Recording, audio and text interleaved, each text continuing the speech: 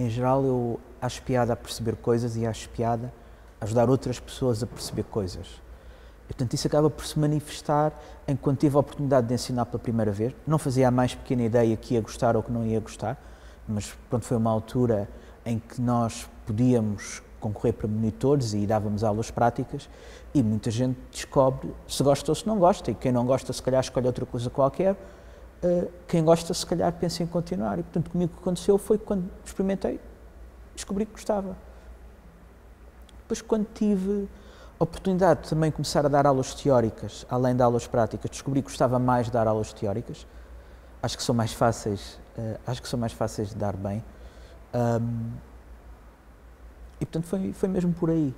Portanto, não foi nada que tivesse planeado ou o que quer que fosse, foi mesmo uma questão de as coisas proporcionaram-se e acabei por descobrir que gostava.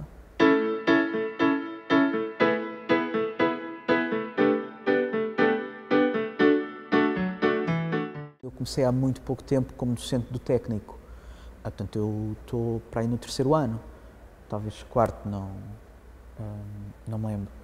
Portanto, ainda estou na fase em que estou a construir hábitos, a colecionar materiais.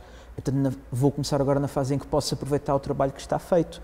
Por exemplo, no caso da ACED, mas também no caso da álgebra, os materiais que eu fui fazendo nestes semestres que passaram, os apontamentos, as fichas eletrónicas, etc., são coisas que depois se reaproveitam e, portanto, dá muito trabalho da primeira vez e pensar qual é a filosofia que vamos pôr no curso, qual é a ideia geral, mas depois são coisas que se reaproveitam e depois começam a aparecer mais furos. Por exemplo, o semestre passado eu calhei a ter uma turma mais pequena do que tinha tido da vez anterior e um pouco menos participativa que o habitual, porque era uma turma também de semestre alternativo e as pessoas já tinham uma ideia se a cadeira era fácil ou difícil, portanto também era mais fácil para eles calibrarem o que é que valia a pena participar, ou o que é que era necessário e o que é que era suficiente. E acabei por ter bastante mais tempo livre para avançar outras partes e conseguir chegar a resultados palpáveis noutras vertentes. Mas, de qualquer forma, é um bocado cedo para mim saber se o equilíbrio vai ser fácil ou difícil. Portanto, até agora tem sido mais pesado para uns lados do que para outros. Por exemplo, este último semestre também tive a investir algum trabalho num projeto com outras pessoas de divulgação. E, portanto, é difícil saber, até ter passado algum tempo para ter uma ideia de qual é o panorama a longo prazo.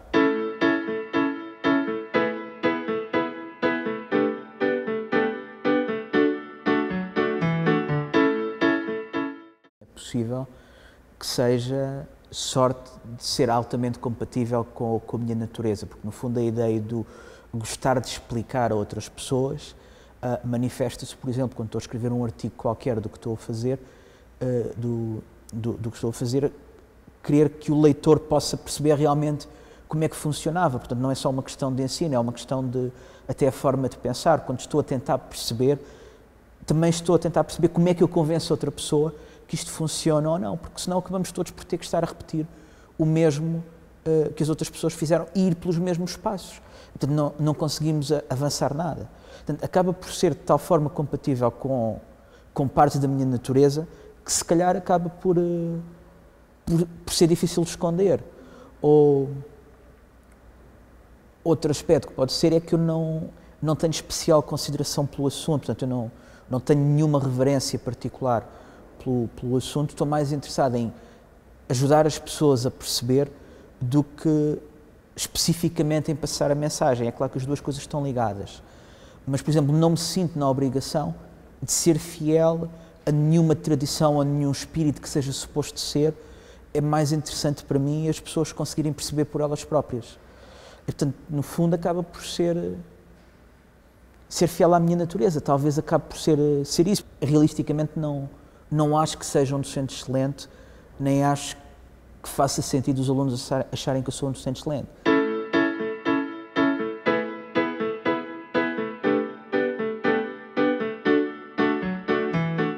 É mais a cadeira. Eu nunca preparo as aulas em si. Tipo, há aspectos que são necessários. Tenho que pensar, tenho que ter exercícios prontos para as pessoas poderem fazer. Convém ter exemplos, porque às vezes exemplos inventados na hora correm mal. Mas fora questões logísticas Por exemplo, convém ter uma sala marcada se vamos fazer uma atividade que precisa de mais espaço, ou se vai haver um teste, convém reservar uma sala onde caiba toda a gente. Mas fora coisas desse género, eu não preparo aulas, eu preparo cadeiras. Portanto, a preparação é mesmo do fim para o princípio. O que é que eu quero que eles cheguem ao fim e tenham conseguido fazer? É perceberem qual é o espírito do assunto, como é que as pessoas que praticam o assunto o praticam de facto, é serem capazes de usar o assunto nas cadeiras do outro lado, serem capazes de contar a outra pessoa como é que funciona, como é que não funciona. Vem mesmo do fim para o princípio. Porquê? Porque isso depois decide como é que eu os avalio. Mas nunca penso em termos de, na aula 1 tenho que dar este assunto, na aula 2 tenho que dar aquele assunto. No semestre todo, eu quero que eles cheguem ao fim e sejam capazes de fazer o quê? Porquê? Porque isso ajuda-me a ter um modelo mental. Portanto, eu não consigo preparar uma aula. Eu já tentei, preparar uma lista de tópicos e vou seguindo a lista tópico a tópico. Mas não consigo estar a seguir a lista e ao mesmo tempo estar a pensar sobre o que estou a fazer e ao mesmo tempo reagir ao que eles precisem.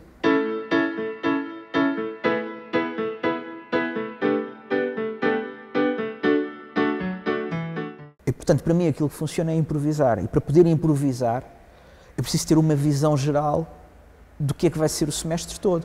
Por exemplo, se uma pergunta agora proporciona que a gente vá numa direção um bocado diferente do que estava planeado, se calhar vale mais aproveitar aquela pergunta que está fresca na mente deles e que eles estão mesmo a pensar naquilo e se calhar trocar a ordem do tópico. E então, não é o fim do mundo se trocarmos a ordem de dois tópicos.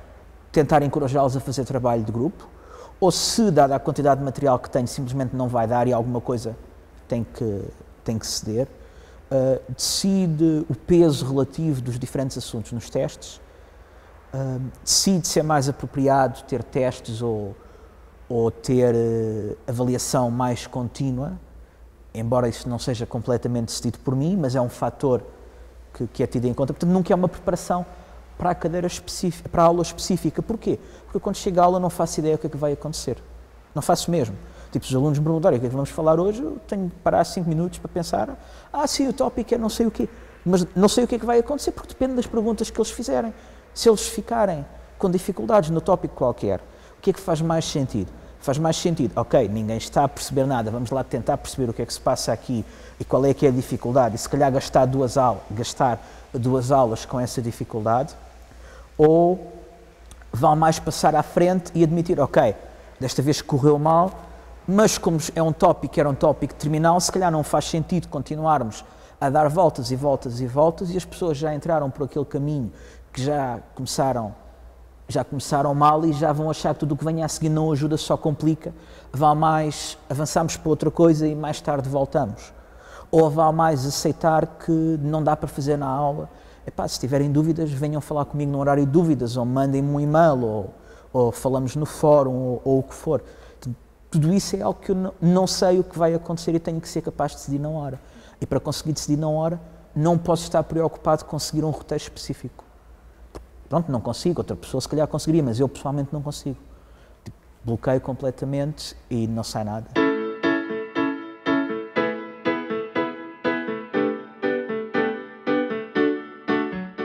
Algo mais intuitivo do que necessariamente muito planeado, porque nem sempre faz sentido. Mas, por exemplo, é evidente que me preocupa a audiência. Por exemplo, é evidente que para alunos de matemática eu teria a preocupação de enfatizar algumas coisas, porque também há pontos mais fáceis de explorar com outras áreas da matemática e, por exemplo, com alunos que não são de matemática, não faz sentido, porque os pontos são diferentes. Portanto, tento ter alguma consciência de quais é que são os pontos viáveis, mas também é preciso ter em conta que eu não sou... eu sou matemático, não sou outras coisas, não sou informático, não sou físico, não sou engenheiro eletrotécnico e, portanto, a consciência que eu possa ter ou o realismo da percepção que eu tenho de quais é que são os pontos viáveis não é necessariamente do mais fiável.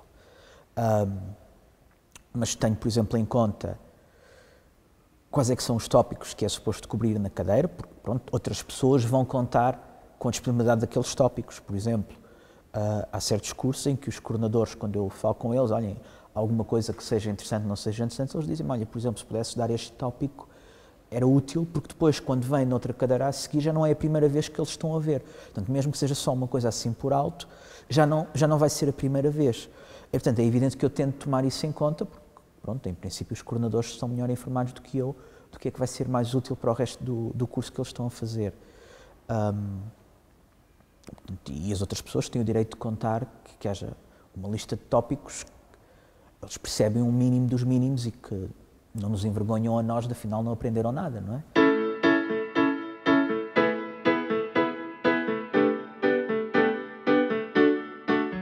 Há o aspecto do número de créditos, não tanto do número de créditos, porque pessoalmente acho que são contados de forma muito agressiva.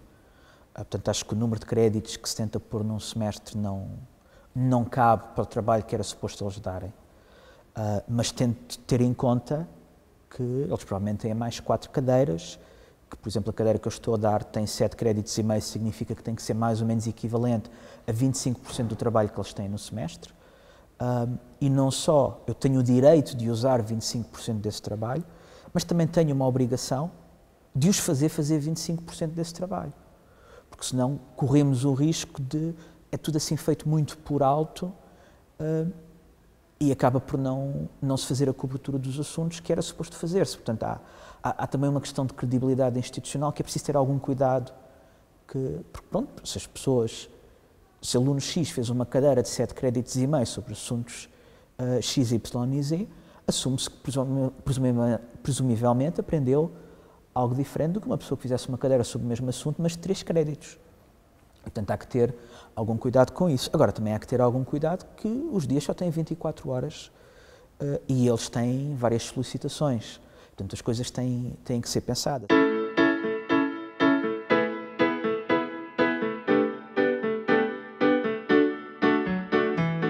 Como, por exemplo, a minha capacidade de produzir materiais novos, se for preciso produzir materiais novos nesse semestre. Por exemplo, se vamos ter fichas com uma certa regularidade, não dá jeito os tópicos que são cobertos pelas fichas darem mais ênfase a tópicos que são menos importantes na matéria. E quando isso acontece, porque, por exemplo, há tópicos que não são suscetíveis dessa abordagem, é preciso eles estarem alertados para, mas tenham cuidado, isto não é necessariamente representativo do que é importante, é representativo do que cabe neste formato. Mas, portanto, não se esqueçam que há também os outros exercícios que fazemos nas aulas que são igualmente importantes e são igualmente representativos daquilo que vocês precisam de perceber. Há os exercícios do livro, também são igualmente importantes ou não. Portanto, é de facto uma visão panorâmica que é preciso ter. Agora, tem que ser planeado com alguma antecedência, mas aquilo que eu fui constatando ao longo do tempo é que das primeiras vezes que eu dou alguma coisa, em particular da primeira vez que eu dei aulas teóricas sozinho, é muito fácil cometer o erro de preparar demais, preparar tudo e mais alguma coisa, quando na verdade 80% das circunstâncias relevantes nós só vamos saber quando chegamos lá. E, portanto, há o risco real de se preparar coisas que afinal não servem para nada.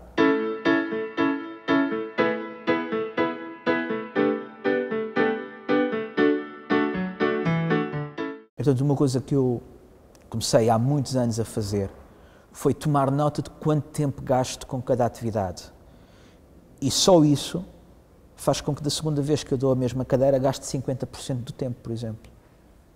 Que é uma coisa absolutamente arrepiante. Como é que a gente consegue fazer as coisas esticarem-se em escalas desmesuradas? E, portanto, eu tento sempre ter consciência de se estou a gastar muito ou pouco tempo. É claro que já sei que quando estou a preparar materiais novos, é evidente que a primeira vez que os preparo vai gastar mais tempo, mas também tenho de ter cuidado, não só porque tenho outras obrigações, mas porque é perfeitamente possível gastarmos imenso tempo com alguma coisa que depois não serve para nada a ninguém, nem a mim, nem aos alunos.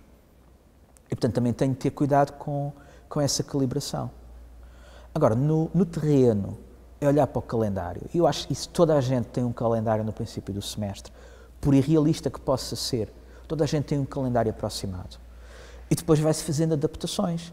E às vezes já se sabe que há sempre um capítulo que não dá tempo ou que é feito a correr, mas nem que seja distribuir pelo número de aulas, acho que nunca conheci ninguém que não fizesse isso. Podia ser completamente irrealista, mas havia uma distribuição aproximada, porque por muito má que seja a aproximação, sempre é um plano que nos permite medir se está a correr bem ou se está a correr mal.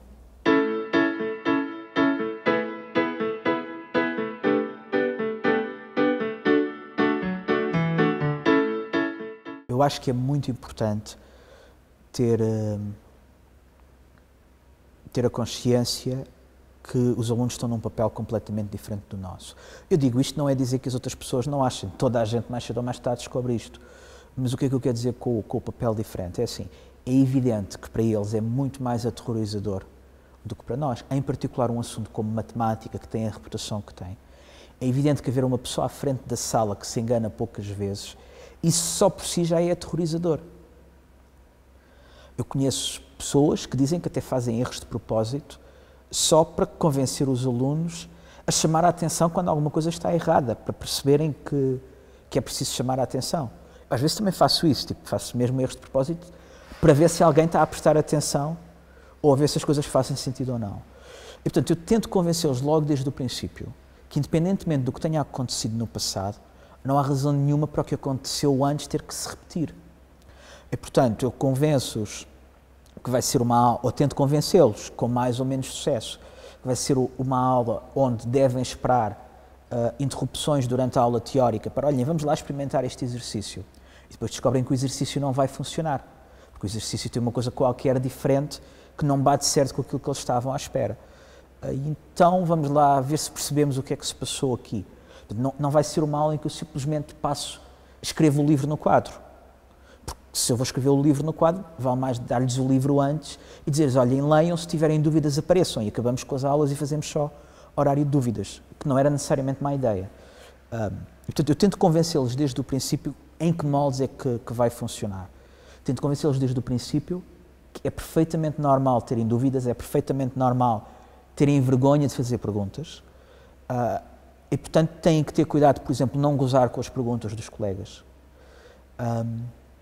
Têm que ter o cuidado, se alguma coisa não está a fazer sentido, vale mais interromperem nessa altura, porque se não está a fazer sentido para eles, há de ser a mais 20 para quem não está a fazer sentido. Interromper na altura, porque quanto mais cedo interromperem, mais cedo eu percebo que eles não estão a perceber. Porque nós não somos omniscientes, às vezes a gente já sabe, nesta passagem corre sempre mal. Portanto, há algumas que a gente já sabe que vai correr mal. Mas às vezes há alguma coisa que está a correr especialmente mal naquele dia e nós não reparamos. Portanto, se não forem eles a não assumir que se está a correr mal é porque são eles que são estúpidos, e às vezes é isso que eles assumem, se não estão a perceber é porque o mal é deles, quando na verdade se não estão a perceber é porque não sabem, se eles já soubessem não precisavam de estar na cadeira. Se têm de ter aulas para alguma coisa é supostamente porque ainda não sabem e vão aprender.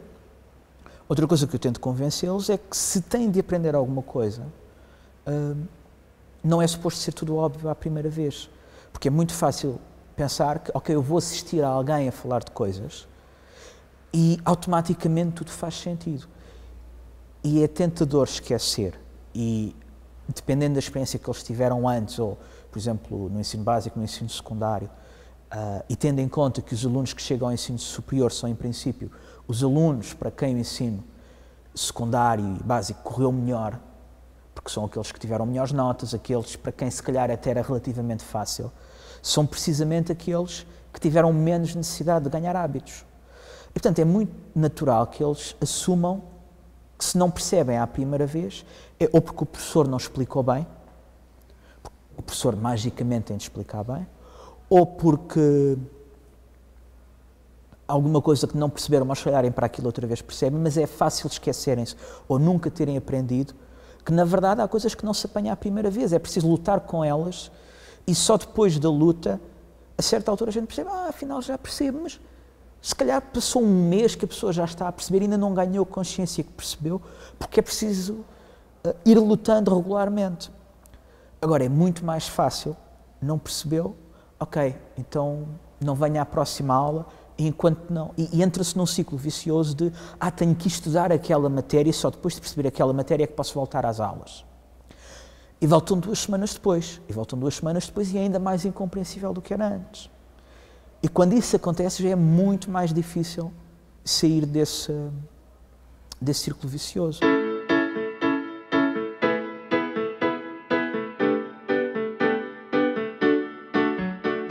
Portanto, a única chance que nós realmente temos de tentar mudar alguma coisa é no princípio. Se nós não os apanhamos no princípio, possivelmente já é demasiado tarde. E, portanto, eu tenho o hábito, por exemplo, de, antes das aulas começarem, mando um e-mail para a turma toda, a apresentar a cadeira, a apresentar-me, a chamar a atenção para coisas que vão ser um bocado diferentes, a chamar a atenção para, olha, tenham cuidado que isto vai funcionar em moldes que vocês podem não estar habituados. É boa ideia virem à primeira aula, até porque vamos dar matéria já na primeira aula. Por alguma razão que eu não perceba, há um bocado a ideia que na primeira aula não se dá nada. E as pessoas até assumem que nem é preciso ir à primeira aula. E, portanto, se há alguma coisa que nós achamos que vai ser diferente, eu acho sempre que vale a pena chamar-lhes a atenção para isso. Porquê? Porque mesmo que nem todos reparem, aqueles que reparem, pode já ser uma oportunidade que não perdem. Encorajo-os a aparecerem no horário de dúvidas, encorajo-os a não tenham problemas de enviar dúvidas por e-mail. Eu, por exemplo, tive professores que diziam que preferiam receber dúvidas por e-mail, mas com uma condição. Têm que explicar a dúvida no e-mail. Têm de explicar o que é que tentaram fazer. E porquê é que ele dizia isso? Ele dizia que, frequentemente, quando a gente tenta explicar o que é que se passa, até descobrimos a resposta automaticamente. Não só praticamos a explicar coisas e arrumar as ideias, que é importante para o estudo, mas, eventualmente, até evitamos fazer uma pergunta porque deixou de ser necessário. Eu não sei se isso funciona exatamente assim, mas, de qualquer forma, eu encorajo certamente a usar, a contactarem por e-mail ou estarem à vontade para ter dúvidas. Eu acho que o ponto mais importante é mesmo eles sentirem-se à vontade para ter dúvidas e não sentirem que ter dúvidas é uma falha. Porque não é suposto eles não terem dúvidas. Se eles não têm dúvidas, então é suposto não estarem naquela cadeira e estarem na cadeira a seguir. Tem que haver uma preparação no princípio. Olhem, cuidado, isto vai ser... Vou tentar fazer de forma um bocado diferente. E é claro que é sempre um tentar, nunca consigo ir tão longe quanto queria, mas também tem que se criar hábitos logo desde o princípio do semestre. Porque, por exemplo, se eu passar o princípio do semestre, passo 2 semanas a escrever o livro no quadro, não vale a pena a terceira semana e tentar fazer uma coisa diferente. Porquê? Porque nessa altura já os treinei. Nesta aula aquilo que se faz é copiar do quadro para o caderno.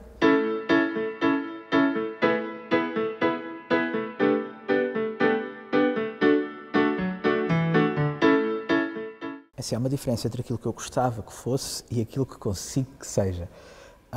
Mas a ideia é, no fundo, criar uma situação em que eles estão cercados por todos os lados. Tipo, não é do género não poder fugir, mas quem estiver interessado não consegue deixar de ter uma oportunidade para. Então isso significa que eu tento, na medida do possível, e cada ano vou conseguindo empurrar mais nessa direção, ou de cada vez que faço cada cadeira, tento, na medida do possível, não dar matéria nas aulas. Porquê? Porque se há um livro que é relativamente bom, ou se há apontamentos que eu escrevi que correspondem àquilo que eu quero fazer, ou se há vídeos que estou a fazer com alunos que se propuseram a fazer coisas desse género e que foram à procura de docentes para participar, que correspondem à ideia que eu ia transmitir. Então, se calhar, é desperdiçar tempo da aula, fazer a mesma coisa. Por exemplo, num desses vídeos, é exatamente um exemplo que eu fiz numa aula, que durante a aula gastámos 40 minutos a fazer esse exemplo. Quando eu fiz o vídeo, ficou 10 minutos. Porquê? Porque na aula há sempre alguém que não percebe algum passo. Enquanto essa pessoa está a perguntar que não percebeu esse passo, há outra pessoa que está a tentar escrever o que está no quadro. E, infelizmente, nós não conseguimos funcionar bem a prestar atenção ao que as outras pessoas dizem e a escrever ao mesmo tempo. Portanto, tipicamente, o que acontece é a pessoa que está a copiar o que está no quadro. Só quando chega ao fim de copiar o que está no quadro é que vai processar. E então repete a mesma pergunta que a pessoa anterior fez. Tipo, 3 ou 4 pessoas seguidas acabam por fazer a mesma pergunta, nenhuma delas tendo consciência que as outras já fizeram. E dizemos, é porque estavam a conversar. Bom, se calhar se estivessem na fila de trás até seria. Mas são pessoas que estão na fila da frente e claramente estão a escrever coisas, se calhar não é bem. Enquanto que o vídeo tem uma vantagem. Se não perceberam, voltam atrás e repetem. E, portanto, enquanto na aula, se calhar há passagens que eu tenho a dizer, vocês reparem que isto é uma passagem confusa. Vamos lá recapitular. Eu no vídeo não preciso de vamos lá recapitular. Se eles quiserem recapitular, voltam atrás e veem. Ora, a partir do momento em que esse vídeo ficou feito, não há razão nenhuma para voltar a fazer esse exemplo nas aulas. Eu posso dizer, antes da aula, daqui a uma semana, vejam o vídeo 23, 24 e 25, que é a matéria que íamos dar. E em vez de falarmos disso, tragam dúvidas sobre o que não perceberam, para podermos falar dessas dúvidas. Então, em vez de gastarmos 40 minutos da aula com a exposição do exemplo, aproveitamos esses 40 minutos da aula com a fase seguinte, que é não percebi nada disto, qual é o problema neste passo ou qual é o problema naquele passo. É claro que isso é muito giro na teoria. Na prática, só essa ideia, embora falamos com as pessoas e as pessoas dizem isso faz muito sentido, mas é tão diferente dos hábitos que nós temos, que tentar saltar diretamente e fazer uma coisa completamente assim é um risco muito grande.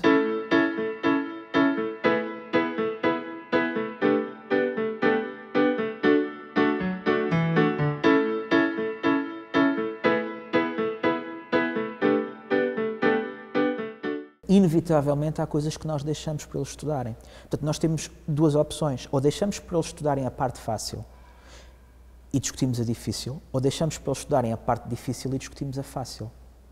Ora, com um modelo em que o objetivo da aula é transmitir informação, é muito mais difícil transmitir a informação difícil.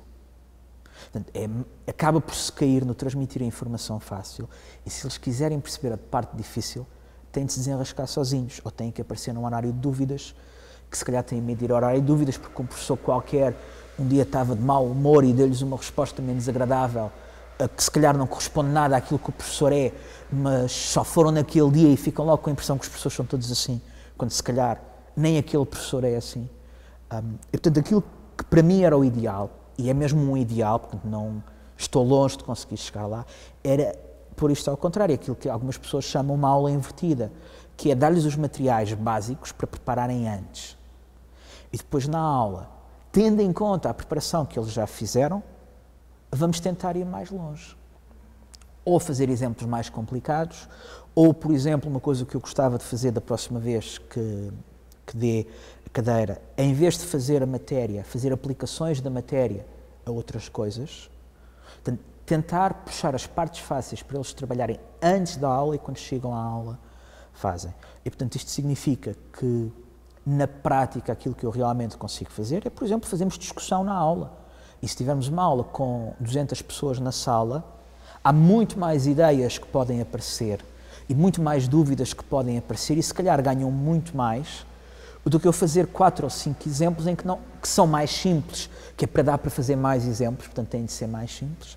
Vão mais, se calhar, fazer um exemplo prolongado que dê asa a muitas dúvidas e que eles, se calhar, saem de lá a pensar que não perceberam nada, porque às vezes também há um bocado disso, também há o problema deles pensarem que se não perceberam é sinal que está tudo a correr mal, quando se calhar é sinal que estão a processar a informação.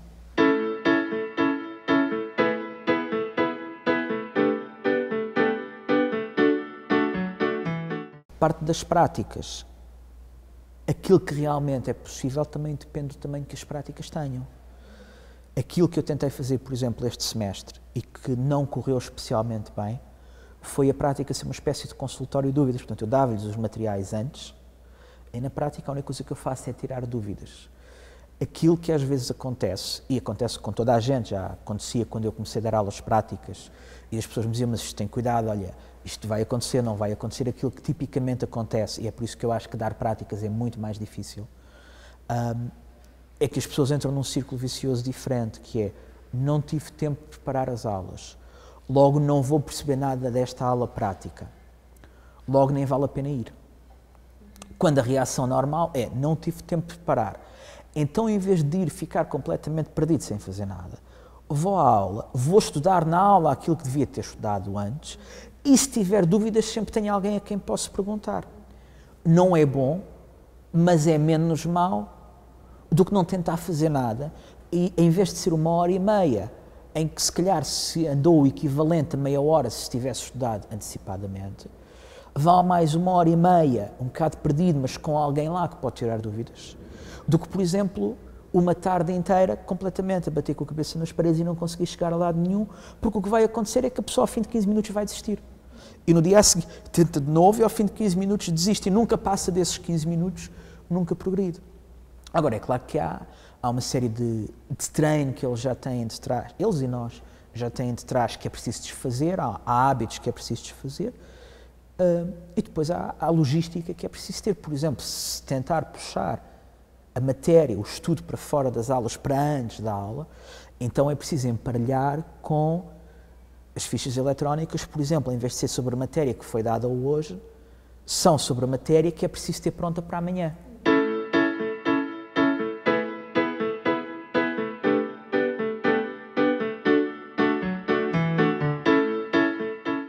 Eu tento fazer uma combinação de ou apontamentos ou livro.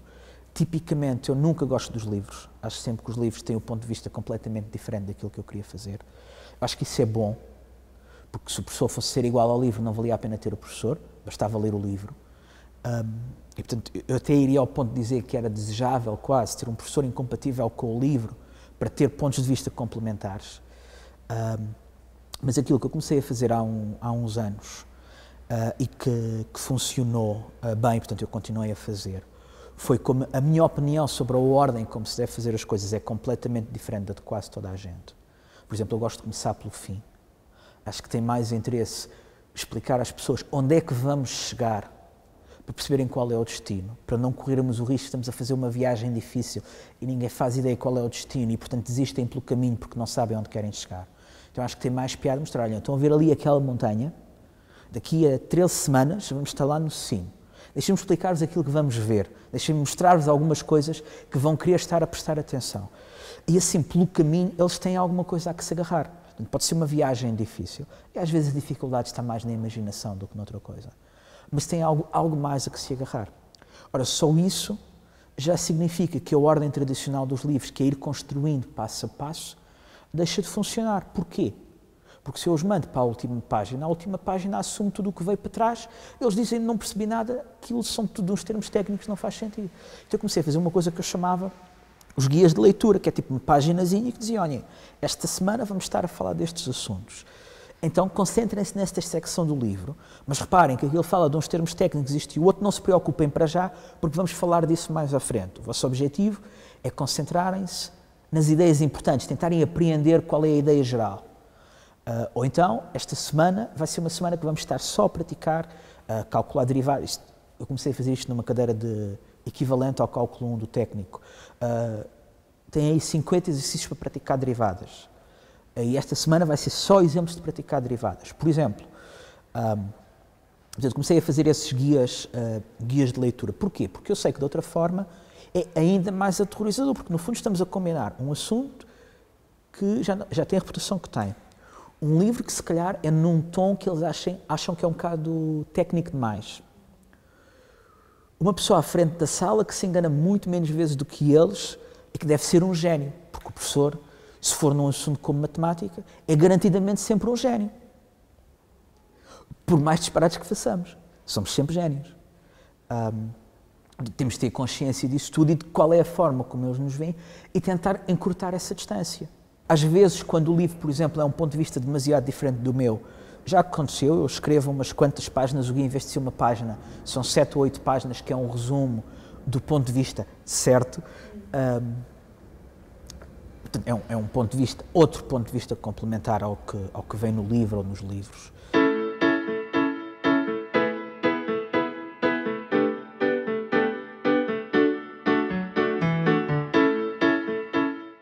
Outra coisa que eu também experimentei, foi originalmente por sugestão de alunos, foi no final do primeiro semestre que eu dei aulas teóricas, não, do segundo, dei aulas teóricas, que uma aluna me perguntou, olha, porquê é que não experimenta fazer uma coisa? Portanto, era um caso em que eu estava a propor trabalhos de casa ao dobro do ritmo habitual, porque a minha ideia é as pessoas precisam de feedback mais rápido. Então, experimentei fazer ao dobro do ritmo habitual. E foi muito bem recebido, tirando ali uma parte inicial em que eu depois percebi que estava a distribuir o triplo do que seria necessário. E, portanto, aquilo precisou de uma calibração ao longo do semestre. Mas essa aluna sugeriu, olha, eu ouvi falar de uma cadeira em que aquilo que fazem é por cada aula, são 5 problemas, eles têm de entregar na aula seguinte, e dos quais um conta, por exemplo, E, portanto, eu da vez seguinte experimentei fazer isso, porque cada aula havia X problemas. Eu acho que não fazia 5, acho que fazia 10 e eu dizia-lhes, mas destes 10, só destes 5 é que eu vou tirar 3 para corrigir. E, portanto, eles tinham 5 extra para praticar. Eram aulas com uma regularidade, eram aulas todos os dias durante 8 semanas. Portanto, era um ritmo muito apertado. E aquilo que eu descobri é que, aumentando o ritmo do feedback, o envolvimento das pessoas é muito maior, mas é uma ordem de grandeza que me surpreende. Mesmo eu estando à espera, surpreendeu-me completamente, porque é qualitativamente diferente. Portanto, o envolvimento das pessoas foi muito maior e os resultados que as pessoas conseguem ter e a confiança que acabam a ganhar naquilo que são capazes de fazer, que também é um problema.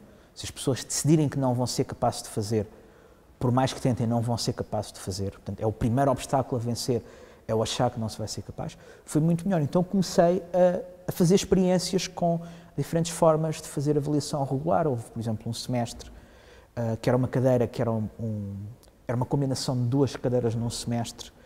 Experimentei fazer um sistema em que cada semana eu dava-lhes uma lista de 50 problemas que eram trabalho para casa.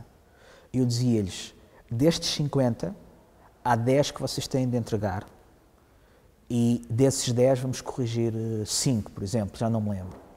Além disso, fazia ou nas teóricas ou nas práticas, não era pré-anunciado, ao longo do semestre, várias mini-fichas.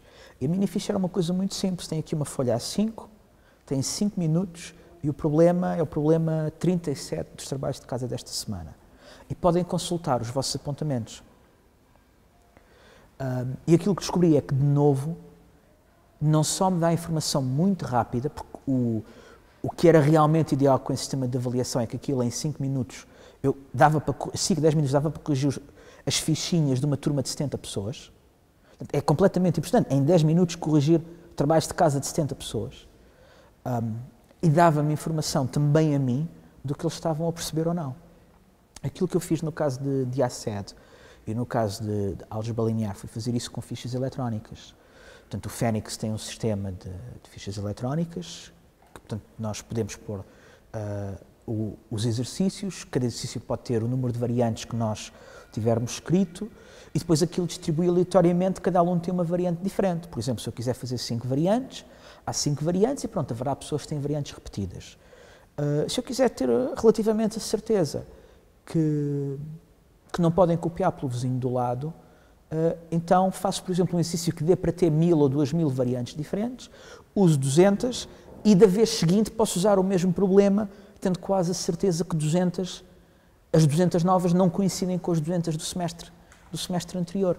E, portanto, não há a questão se eles pedirem apontamentos ao colega do ano anterior, ainda assim podem aprender pelos apontamentos do colega do ano anterior, que teve um exercício parecido, mas diferente, e praticar com o próprio exercício. E faço isto como? Faço 2 vezes por semana. E digo-lhes, olhem, e depois chegamos à aula, do dia a seguir, e vamos ver o que é que correu bem e o que é que correu mal, e vamos discutir aquilo que correu mal. É claro que isto não é na teoria. Na prática, às vezes o tempo não dá para tudo, e, portanto, há semanas em que eu, por exemplo, não tenho tempo para analisar as estatísticas, até porque o sistema não é especialmente versátil, eu só consigo ter uma ideia de quem teve certo ou de quem teve errado, mas para saber porquê tenho que ir ver mesmo individualmente umas quantas para ter uma ideia dos disparates que aparecem. Outras vezes, por exemplo, estamos atrasados com a matéria, realmente temos que cortar um pouco e por muito jeito que desse falar um pouco mais das dúvidas, realmente a decisão certa naquela altura é avançar e dizer-lhes, olhem, isto correu mesmo mal, eu honestamente não percebo porque é que correu mal, mas venham falar comigo no horário de dúvidas para perceber. Da primeira vez eu ainda não tinha essa capacidade, mas à segunda vez que eu fiz cada uma dessas cadeiras, eu consegui ajustar o sistema para pôr uma mini resolução do problema. Em vez de eles terem de vir falar comigo para ver o que é que fizeram mal, podem eles próprios, no fim do prazo, ver uma mini resolução do problema. Tem que ser relativamente esquemática, mas podem ver uma mini resolução do problema. O que é que acontece? Acontece que as pessoas começaram-se a juntar. Começaram a encontrar quem é que corre bem, quem é que corre mal e começaram, por exemplo, havia pessoas que me diziam que se juntavam em grupos de 5 ou 6 ou 7 pessoas para toda a gente resolver os exercícios de toda a gente. Eles diziam-me que a razão é assim, em vez de ter só um, tenho 7 exercícios diferentes sobre a mesma matéria. E, portanto, há essa oportunidade.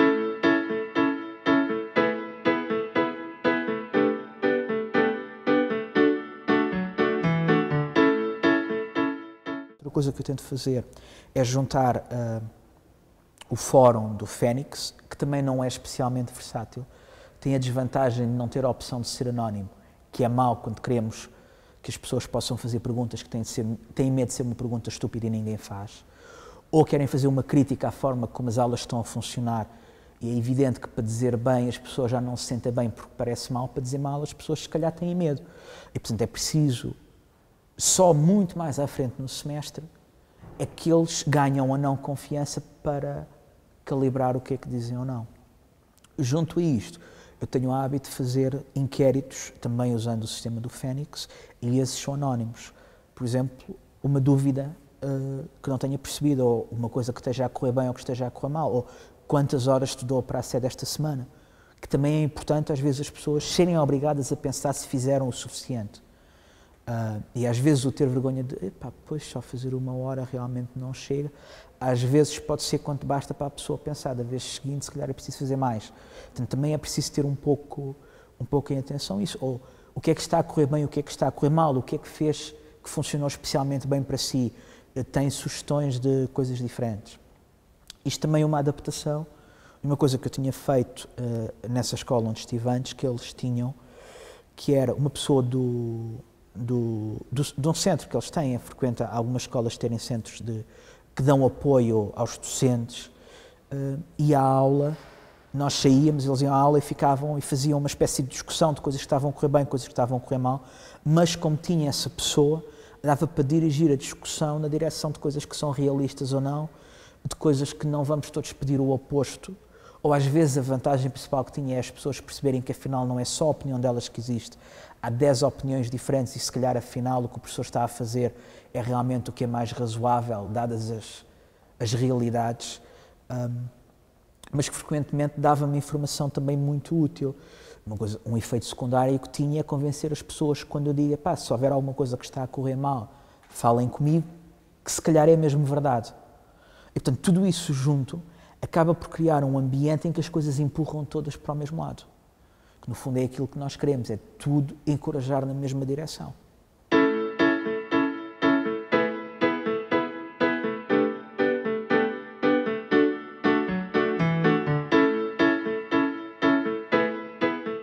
Tive este semestre em particular aconteceu mais, não sei se eu reparei mais por estar mais cansado e ter mais dificuldade em filtrar, porque foi um semestre em que foi mais cansativo para mim, mas houve uma certa altura, a meio do semestre, em que de repente parecia que a aula era uma algazarra, não exageremos, era muito mais ruidosa que o habitual.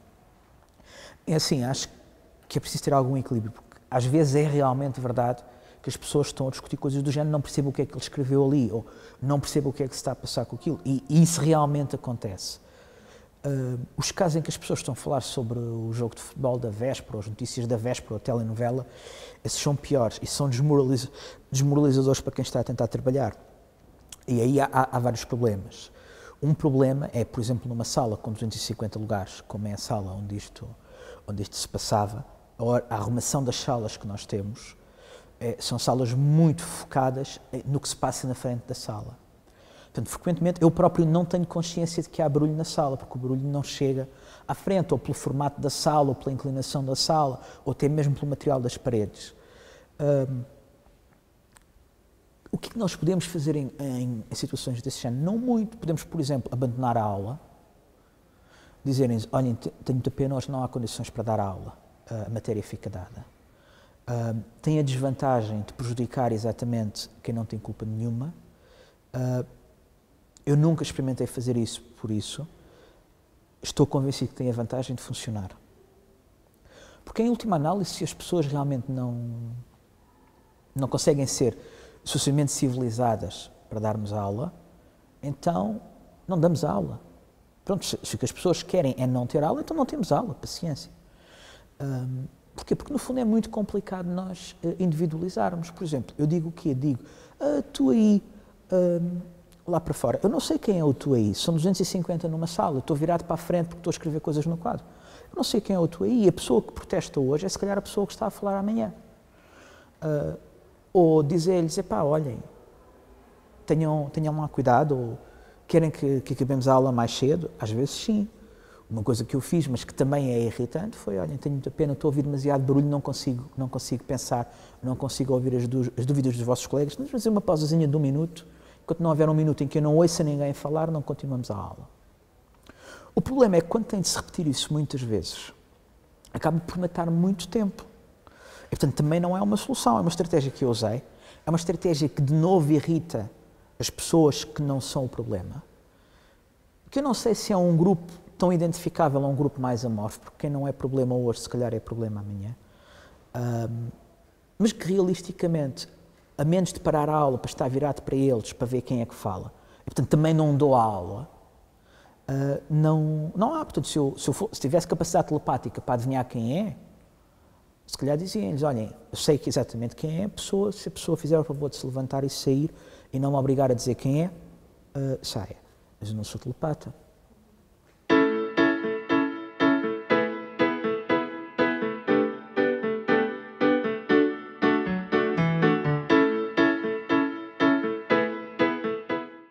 Como é que numa turma com 200 pessoas na sala, como é que se ajusta ao que se está a fazer a pessoas diferentes? Não se ajusta. Portanto, a situação ideal seria ter materiais que as pessoas possam trabalhar antes e cada pessoa decide por si até onde é que vai querer chegar. E, portanto, aí, com os horários de dúvidas, dá para ajustar a cada um.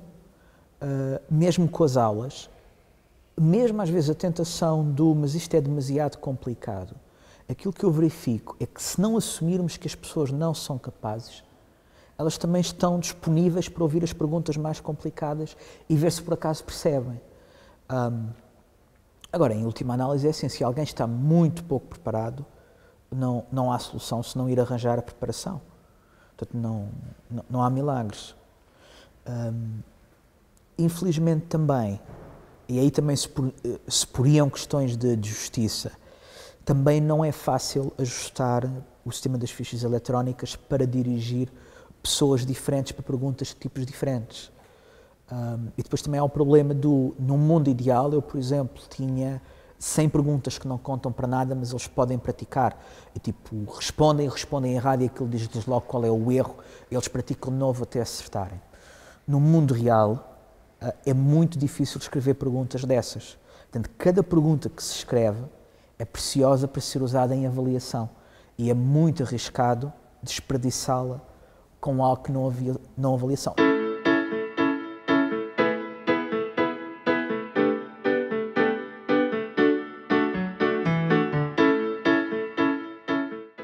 Que há alguns cuidados que toda a gente, em princípio, tenta ter, que é, nós não queremos que uma parte pouco importante da matéria tenha um peso substancial na decisão de quem passa ou quem chumba.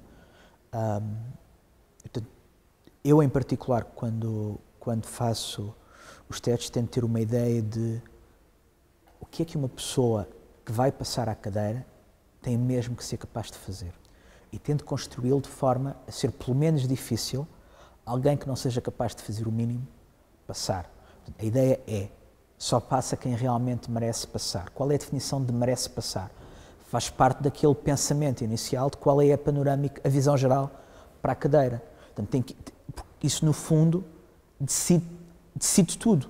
Portanto, essa visão geral preside a todas as escolhas. E, portanto, tento ter em conta que se esta matéria, por exemplo, não foi especialmente enfatizada nas aulas, ou se os materiais disponíveis não são de grande qualidade, etc., então não pode estar muito representada. Uma coisa que também me preocupa é eles terem tempo de realisticamente fazerem o teste até ao fim. Porquê? Porque é perfeitamente normal a pessoa enganar-se numa pergunta. E assim, se a pessoa se engana em muitas, começa a pôr-se a pergunta mas se a pessoa se engana em muitas perguntas enquanto está a resolver o teste, se calhar aquilo não está muito sólido, então já não está bem na classe do merece passar, ou merece passar com um 12, ou com um 14, ou com um 16, ou a nota que for.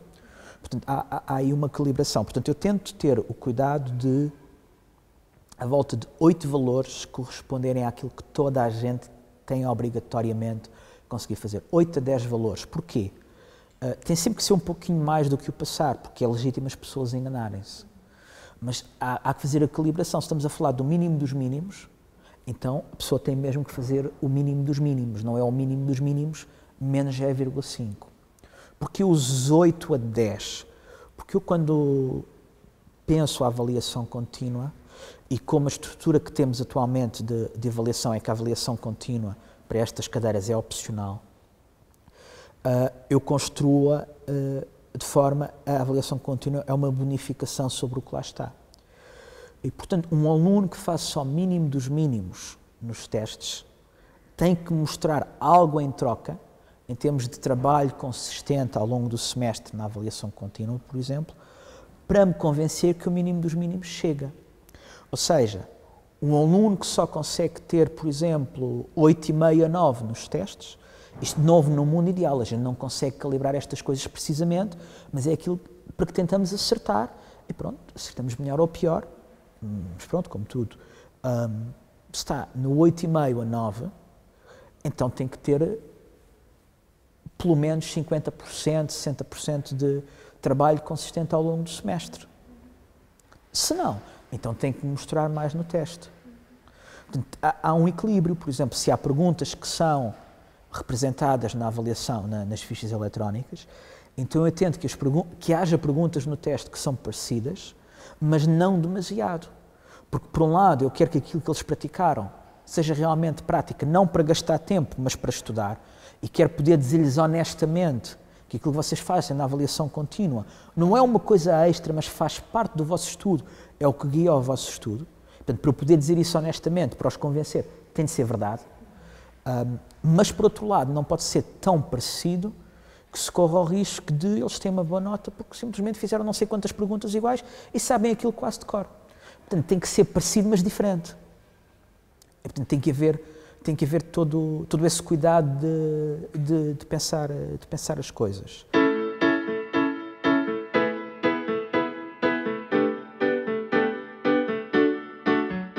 Nós temos os exames tradicionalmente chamados de repescagem. Também há de novo um cuidado em que a dificuldade seja mais ou menos a mesma. Isto é difícil, porquê? Porque se nos agarramos demasiado à versão original, então a dificuldade é muito menos. Porque fazer um teste idêntico ao primeiro, bom, as pessoas já têm o enunciado. Portanto, não pode ser idêntico. Portanto, tem de ser suficientemente parecido para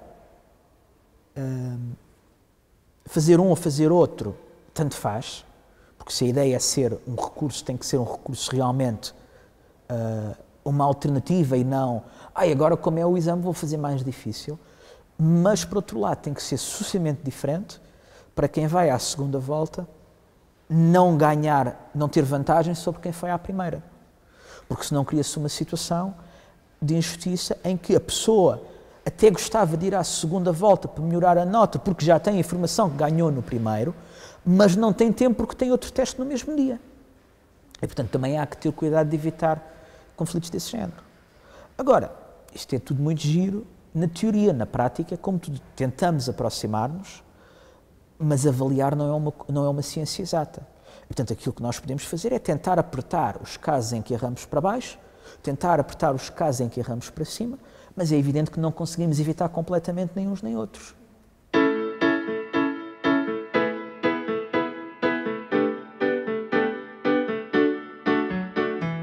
É importante a pessoa criar condições para ser fiel a si própria.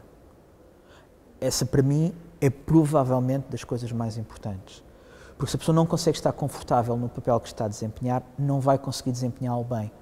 E isso cria uma sensação de ambiente artificial que faz as pessoas ficarem de pé atrás sem saberem porquê.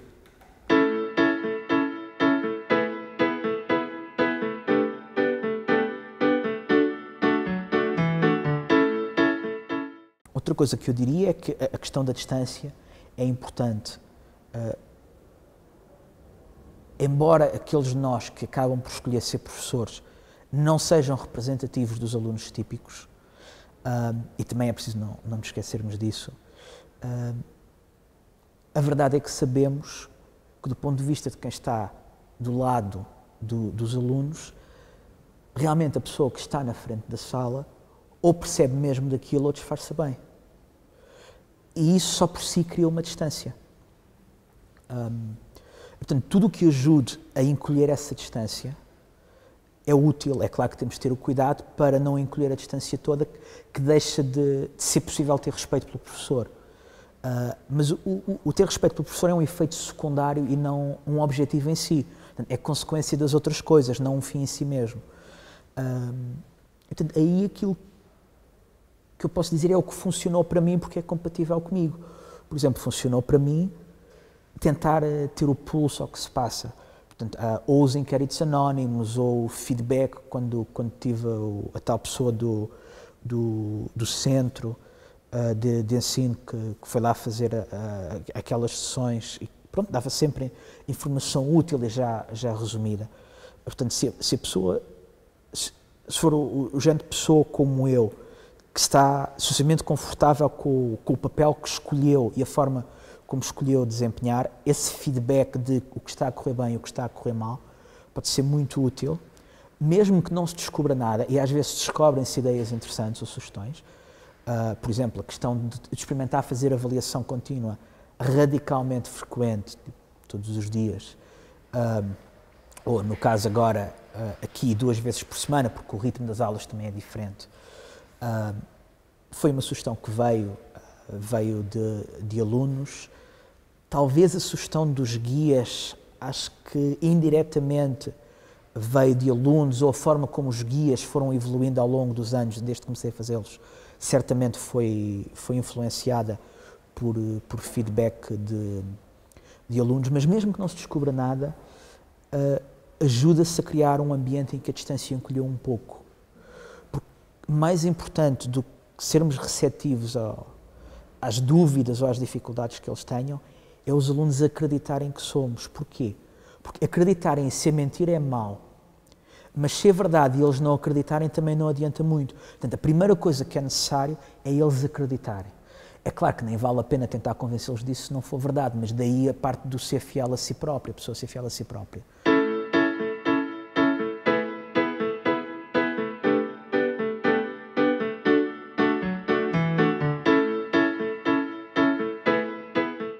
Outra coisa que eu também constato que funciona, e isso foi certamente hábito que ganhei onde estava antes, aparentemente, e vários alunos me disseram isto, não importa se nós sabemos, por exemplo, o nome deles. O que eles me dizem é, está bem, não sabe os nomes de alguns de vez em quando, mas eu, por exemplo, tenho uma aula com 11 e todos os dias chego lá e o professor ainda não sabe os nomes. Aqui são 300 e o professor sabe o nome de toda a gente. Que é mentira a dobrar, não só não sabia o nome de toda a gente, mas eram só 150. Mas, portanto, as impressões têm um impacto na receptividade que as pessoas tenham. E mesmo a reação da pessoa que me fez esse comentário, já há uns quantos anos, é interessante. Eu disse, mas olha, que não é verdade, eu só disfarço bem, mas eu não sei os nomes de toda a gente. Ela diz, mas pelo menos tentou. E, portanto, essa sensação de que as pessoas importam, aparentemente, tem um papel muito mais forte do que nós pensaríamos. E é útil porque, em vez de eu, por exemplo, dizer a pergunta que não sei quem fez há não sei quanto tempo atrás, eu digo, lembram-se do comentário que a Joana fez há bocado, ou que o André fez há bocado, ou lembram-se a pergunta que não sei quem fez na aula anterior, e o ser a pergunta de uma pessoa específica também cria um ambiente em que eles sentem que a aula também é deles e que estão a participar na aula. Portanto, em vez de ser algo que vão assistir como quem vai ao cinema, é algo que também é construído em parte por eles. É evidente que muito dirigido por nós, porque pronto, é evidente que nós temos muito mais experiência e espera-se que sabemos o que estamos a fazer, não é? Ou que saibamos o que estamos a fazer. Mas a sensação de que se pertence a é uma sensação que faz muita diferença. E dependendo depois do estilo das pessoas. Por exemplo, eu sinto-me relativamente à vontade, por exemplo, a tirar dúvidas com 10 pessoas à volta. Há pessoas que não se sentem à vontade e preferem pessoa a pessoa. Mas uma experiência que eu fiz ali no Tagus Park foi ter alguns horários de dúvidas no bar. Portanto, o bar é logo à porta do anfiteatro e eu dizia-lhes, olhem, vamos fazer o horário de dúvidas na hora a seguir à aula, vamos ali, eu tenho que lanchar, porque era até um semestre em que eu tinha várias aulas seguidas e tinha aquele furo de 1h30 entre aulas. Eu disse, eu tenho que comer em alguma altura. Portanto, já que eu tenho de ir ao bar, a gente fala. E o que é que acontece? Acontece que o ser num ambiente mais descontraído em vez de um gabinete ajuda a apagar um bocado os receios que as pessoas têm. E às vezes uma pergunta que se fosse no gabinete a pessoa tinha medo de parecer mal, ou venho incomodar, ou quem sou eu para vir fazer esta pergunta, num ambiente com muita luz natural, em que estamos um pouco mais descontraídos que o habitual, aquilo que eu constato é que as pessoas aparecem. Agora, se calhar também apareciam de qualquer maneira por outras razões, não sei. Não posso viver num universo paralelo e comparar. Mas certamente para pessoas que se sentem à vontade nesse papel do estamos aqui a falar sem grandes formalidades, é uma ideia que para mim funcionou. Assim como noutras alturas, tínhamos uma sala boa e o que eu fazia era marcava o horário de dúvidas nessa sala, na hora antes da aula, portanto, nessa aula que era todos os dias, porque era um horário, era no princípio do dia, as pessoas antes de chegar podiam discutir as dúvidas e até me ajudava a ter uma ideia de que dúvidas é que vale a pena falar hoje na aula, o que é que está a baralhar as pessoas. A informação que nos chega não é tanto só porque torna a situação mais confortável para eles, é verdade que sim, é verdade que é um efeito que nem sequer é secundário e que é desejável, mas um efeito que para mim é útil é que chega muito mais informação sobre coisas que estão confusas, sobre coisas que estão a correr bem, sobre coisas que realmente ajudam ou que aquilo que correu mesmo mal não se percebeu nada na aula de hoje, e ajuda a criar um ambiente em que é normal ter perguntas.